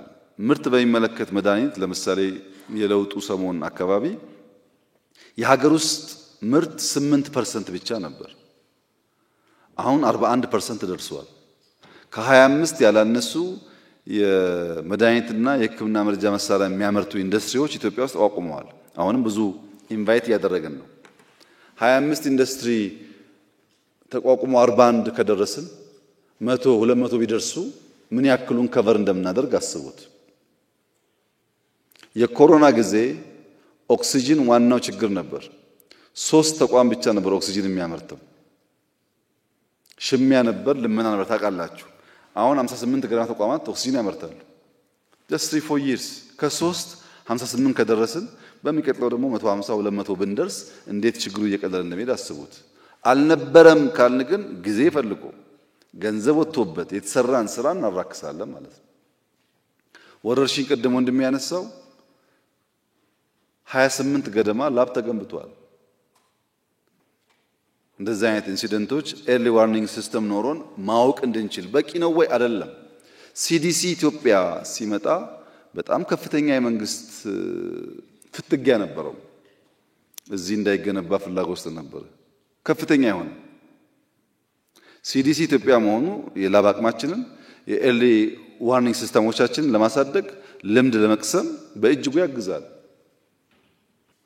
ያግዘናል። ይሄ ወረርሽኞች ሲጀመሩ ቶሎ አውቀን ሳይሰራጩ ለመክታት በእጅጉ የሚያግዝ ነገር ነው። ከዲጂታላይዝ ማድረግ ጋር ተያይዞ ሪፎርም የተባለው በጣም ትክክለኛ ኮሜንት ነው። ጅማሮች አሉ። ኤምአር እናንተም ጋር ተጀምሯል፣ ግን ማደግ አለበት። ቴክኖሎጂ ሃይሊ ኢምፓክት ከሚያደርጋቸው ሴክተሮች አንዱ ጤና ነው። የአይ ተቋማችንን አይታችሁ ከሆነ አላቅም፣ በጣም ብዙ ዶክተሮች እዛ ይሰራሉ። ሐኪሞች ካንሰር ላይ ይሰራሉ፣ የተለያየ በሽታ ላይ ይሰራሉ፣ ምርምር ያካሂዳሉ፣ ሲስተም ዴቨሎፕ ያደርጋሉ። ጠቅላላ ኢንዱስትሪው ዲጂታላይዝ ይሁን ሞደርን እናርገው የተባለው ፈልገን ሳይሆን ግድ ነው። ካላደረግነው ስለምንቸገር የጤና ዳታ በጣም ኤክስፔንሲቭ ነው። ኢትዮጵያ ውስጥ ዳታ ብዙ ዋጋ የለውም። ወረርሽኝ መጣ ይባላል፣ ኳራንቲን ይባላል፣ ይቀራል። የሆነ በሽታ ይመጣል፣ ይቀራል። ግን ያ ዳታ ቢሰበሰብ ያ ዳታ አናላይዝ ተደርጎ መድኃኒት የሚፈጠረው ዳታው ብቻ ይሸጣል ለሚመራመር ሰው። በእኛ ኬዝ ግን እንደዛ አይደለም።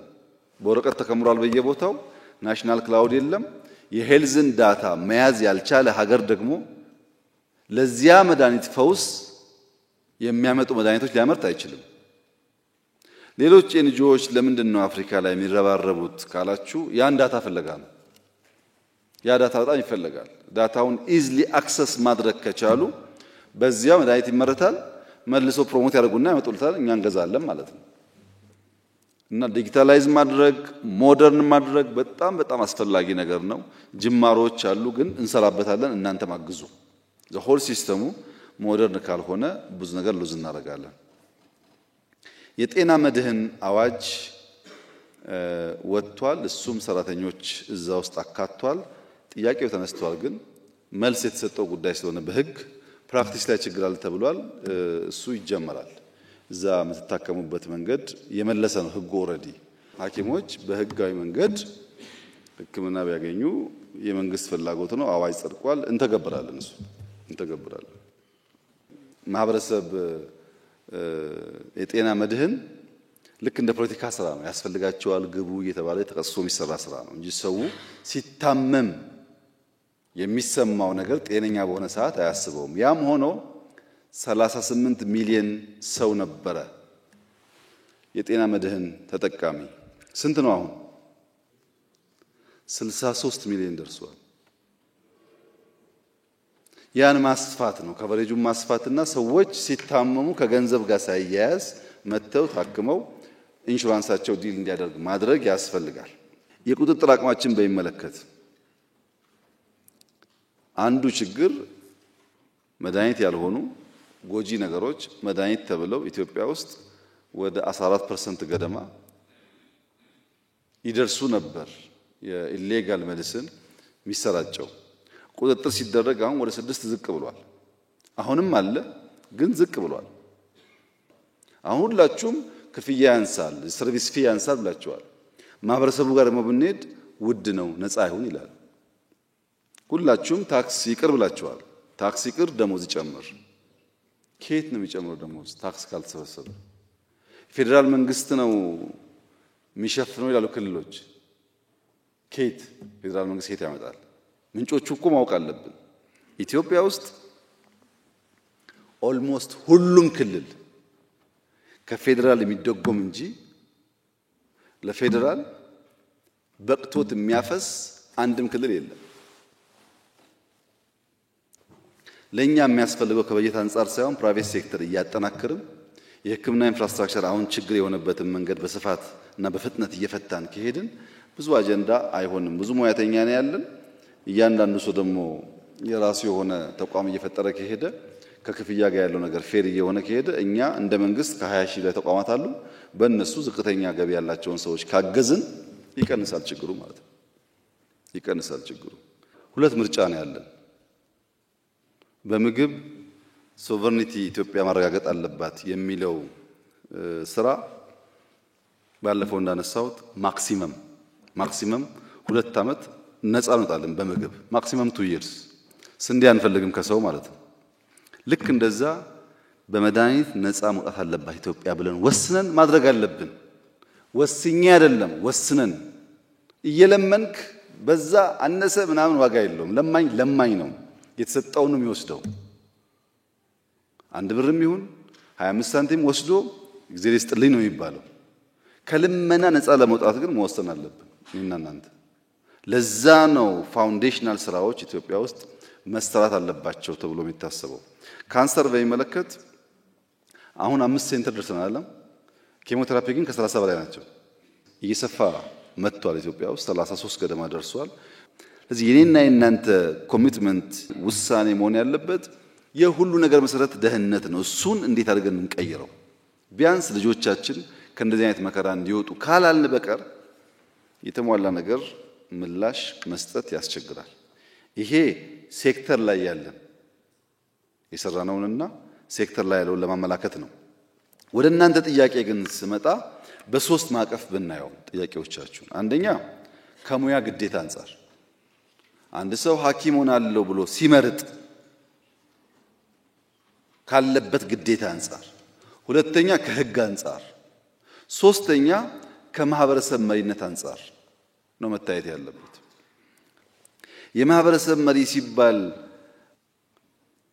ቅድም እንደተባለው እኔ አይመስለኝም። እኔ ባደኩበት አካባቢ ትናንሽ ትራዲሽናል ነው ያላቸው ሰዎች፣ የሚያዋልዱ ሰዎች፣ ወጌሻዎች በጣም የተከበሩ ናቸው። አስታራቂ፣ አራቂ፣ መንገድ አመላካች ሰዎች ናቸው። እንደ ቀላል ሙያ የሚታይ አይደለም። እናንተ እኮ ውድ ናቸው። አሁን ነው እንጂ ዶክተር በየቦታው የሚሰማው አልነበረም። ማህበረሰቡ እንደዛ የሚያረክስ አይመስለኝም። አብዛኛው በሽተኛ ግሬትፉል ይመስለኛል። አብዛኛው በሽተኛ በእናንተ እጅ ብዙ ሰው ድኗል። ብዙ ያለቀሱ እንባዎች ታብሰዋል። ዝም ብሎ ማራከስ ትክክል አይደለም እና ማህበረሰቡ የእናንተን ሮል ይዘነጋል ብዬ እንደዛ አላስብም እኔ። ነገር ግን ጥያቄዎች የሚቀርበው ነገር ትክክል መሆኑ ብቻውን በቂ ነው ወይ? የሚቀርበው ነገር ትክክል ሆኖ የሚቀርብበት መንገድ ስህተት ከሆነ ድምሩ ትክክል አይመጣም። ጥያቄው ትክክል ቢሆንም የምንጠይቅበት መንገድ ትክክል ካልሆነ ይበላሻል። እኔ ኢትዮጵያ ውስጥ ሐኪሞች ለምን የደሞዝ ጥያቄ አነሱ ብሎ የሚያስብ ሰው አለ ብዬ አልገምትም። ብትጠይቁ ምን ይገርማል። ግን ጥያቄው ለምንድን ነው እንደዚህ እንደ ጦርነት የሆነው የሚለው ጉዳይ ደግሞ አስቡበት እናንተ። የጤና ሴክተር ችግር እንፍታ ብለን ጤናማ መንገድ ካልተከተል የጤና ሴክተር ችግር ፈቺ ሳንሆን ችግር የምናባብስ ነው የምንሆነው። በአንድ በኩል አንዳንድ ስራዎች ተሰርተዋል ኢትዮጵያ ውስጥ ሳይንስ ሙዚየም፣ ኮሪደር። ስለዚህ ይቻላል የኛም ይቀየር የሚለው እሱ የትግላችን ፍሬ የድካማችን ፍሬ ነው። እንኮራበታለን። እንኳንም ኢትዮጵያውያን ይቻላል ማስተው ጀመሩ። ትናንትና አይቻልም አትንኩ እንዳለን እንቀመጥ እንቆሽሽ ነበር። አሁን ደግሞ የለም ተችሏል እኛንም ይንካን እኛም እንቀየር ከሆነ በጣም ትልቅ እድገት ነው። ኔጌቲቭ ላይ አይታይም። ያ ግን ኦቨርናይት ደግሞ እንደማይመጣ አብሮ ማሰብ ያስፈልጋል። በድምሩ በጤና ሴክተር የነበረው ጥያቄ የእናንተ ነው። የደሞዝ፣ የጥቅማ ጥቅም፣ የቤት መሰል ጥያቄዎች የእናንተ ናቸው። የመፍትሄ መንገዱ ግን የእናንተ አይደለም።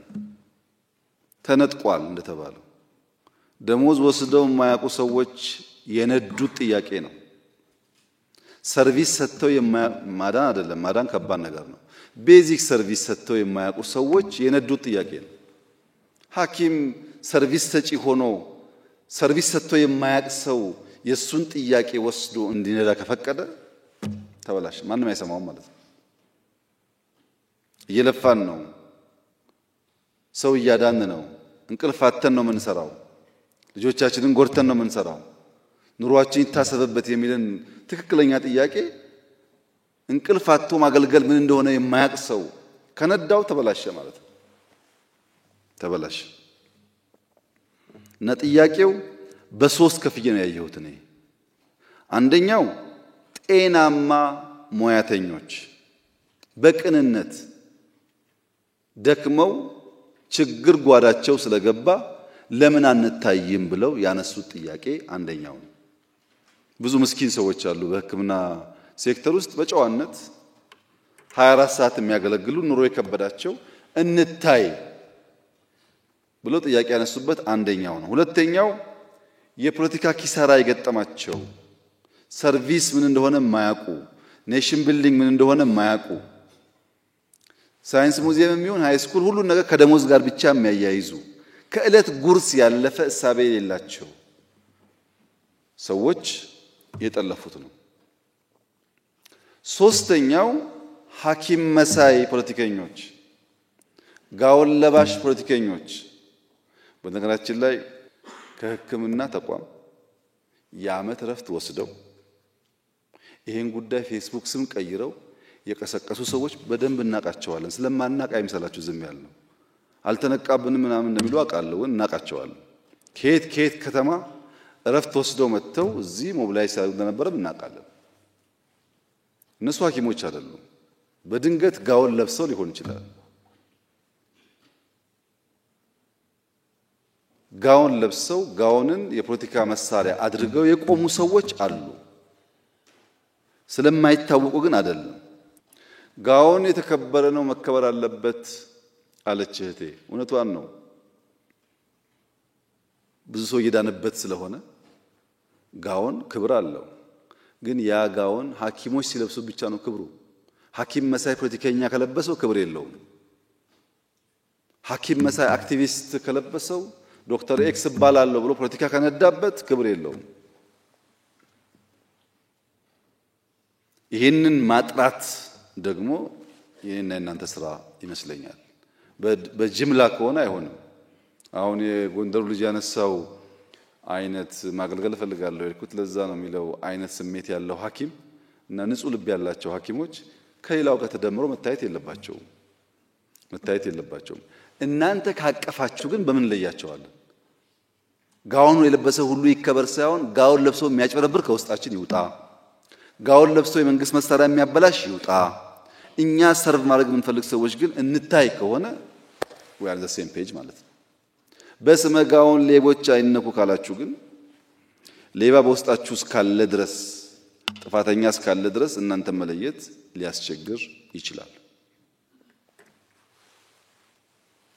አንድ ቫይረስ ወደ ሰው ልጅ ገብቶ ጥቃት ለመፈጸም የመጀመሪያ እንቅስቃሴው መግቢያ መንገድ ነው። ዋናው ትግል ተሳክቶለት በሆነ መንገድ ከገባ በኋላ የት መለጠፍ እንዳለበት ያውቃል። እንደምታውቁት ቫይረስ የትም ቦታ አይቀመጥም። ፈልጎ ሴሎች አካባቢ፣ ቫይታሚን የሚገኝበት አካባቢ፣ ምግብ የሚገኝበት አካባቢ ይለጠፋል። ከዛስ የምግብ ኮርሱን ቀይሮ ይሻማል። ከተሻማ በኋላ ያ ጤናማ የነበረው ሰውዬ ዘሆል አካሉ ይንቀጠቀጣል፣ ያተኩሳል፣ አዳዲስ ምልክቶች ይታያሉ።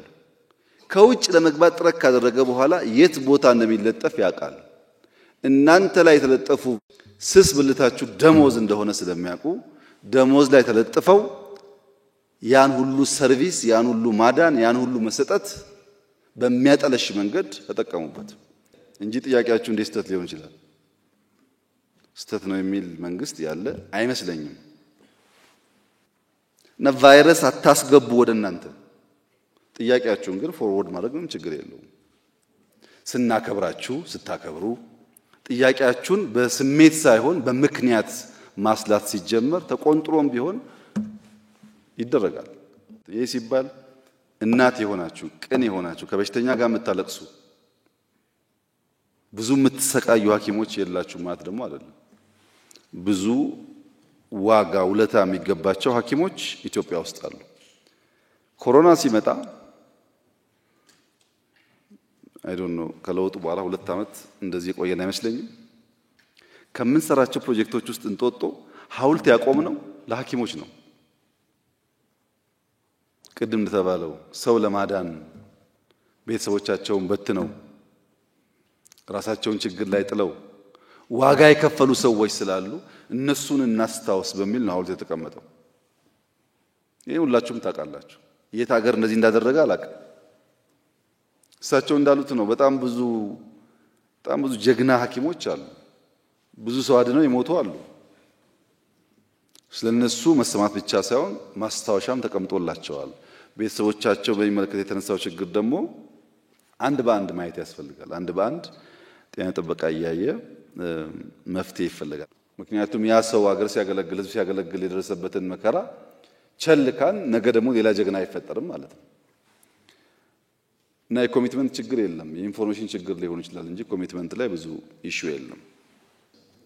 አሁን የኢኮኖሚክ ሪፎርሙ ኢንፍሌሽን አመጣ ለተባለው እኔ የጠበቅኩት ከዛ በላይ ነው። ባይዘው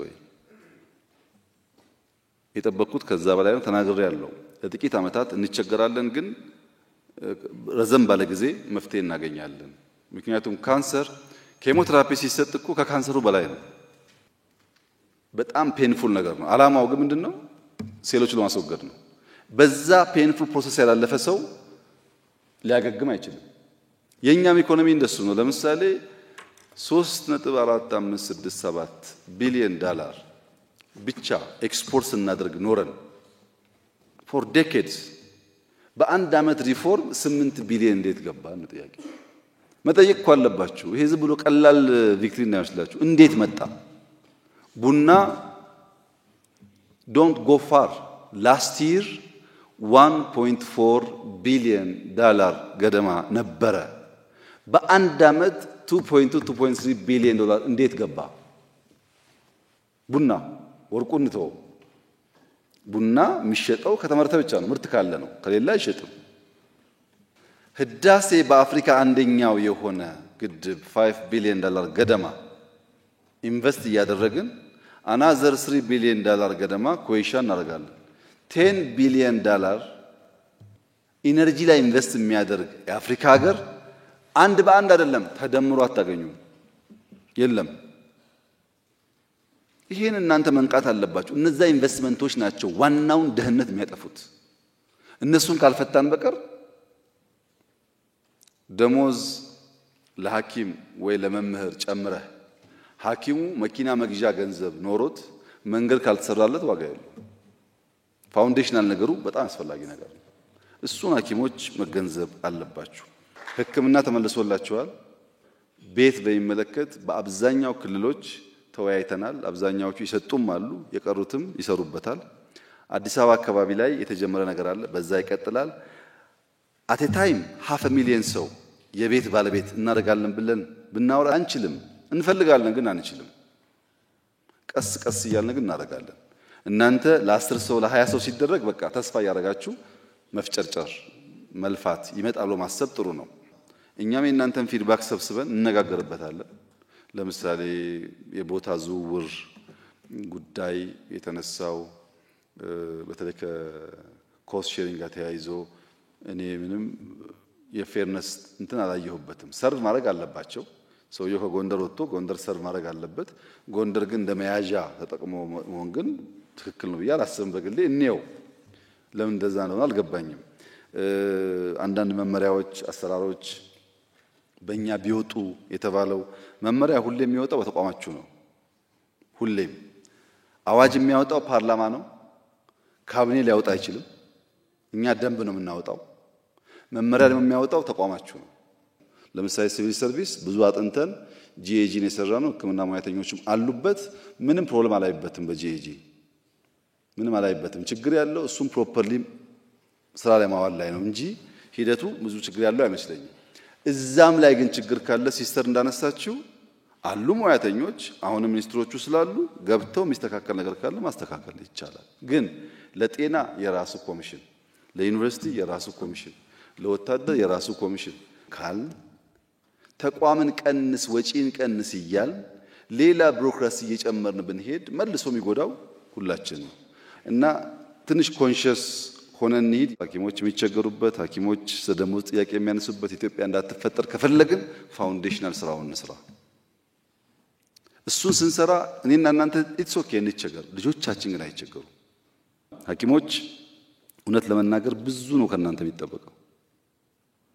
እናንተ ላይ ያለው ተስፋ እንድታከሙ ብቻ አይደለም እንድታነቁ ነው። ሰው ዛፍ ሲተከል ለምን ሲባል ያስፈልጋል ዛፍ ለጤና። ውሃ ሲጸዳ ለምን ሲባል ውሃ ያስፈልጋል ለጤና። ወኮይ ሲሰራ ለምን ሲባል ያስፈልጋል ሰው በእግሩ መሄድ አለበት ብላችሁ ካላገዛችሁን እናንተ ማን ያግዘናል? ልክ እናንተ ደሞዝ አንዳንድ ጥያቄ እንዲመለስ እንደምትጠብቁት እኔ ደግሞ እናንተ ሰው እንድታነቁ ፖሊሲዎቻችን ተገንዘባችሁ እንድታስገነዝቡ እንድትረዱን በጣም ነው የምጠብቀው። ይሄ ከተባበርን ይቀየራል። ተስፋዬ ምንድነው? አይ ኢትዮጵያውያን ገብቷቸዋል፣ ጨክነዋል፣ በጋራ ሆነው መለወጥ ይፈልጋሉ፣ ቻሌንጁን አንደርስታንድ አድርገዋል፣ ፕሮብሌም አፕሪሺየት ያደርጋሉ ከተባለ ችግር የለም 24/7 እንሰራለን። እና ሰብሰብ ትንሽ ጨከን ትንሽ ደግሞ አንደርስታንድ ለማድረግ መሞከር ይሄ በእናንተ በኩል አለ፣ በእኛ በኩልም በእኛና በሕክምና ሴክተር ሙያተኞች መካከል ሁልጊዜ የሚያስፈልገው ትብብር ነው። እናንተም ሰው ለማዳን እኛም ኢትዮጵያን ለማዳን ነው የምንሰራው። ሌላ መንገድ እኮ የለውም። በዚህ ስፕሪት አብረን እንድንቆም አደራ ልላችሁ ፈልጋለሁ። ኢትዮጵያ የማንሰራራት ዓመት ይሆንለታል የተባለው አባባል አይደለም። ህዳሴን ከመጨረስ ላይ ማንሰራራት ምን አለ? አንሰራርተናል፣ ይቀጥላል። እመኑኝ ማክሲመም 15-20 years ከዛ በኋላ በአፍሪካ ውስጥ የሁሉ ነገር ምሳሌ የሆነች ሀገር ይኖረናል። ጥያቄ የለውም።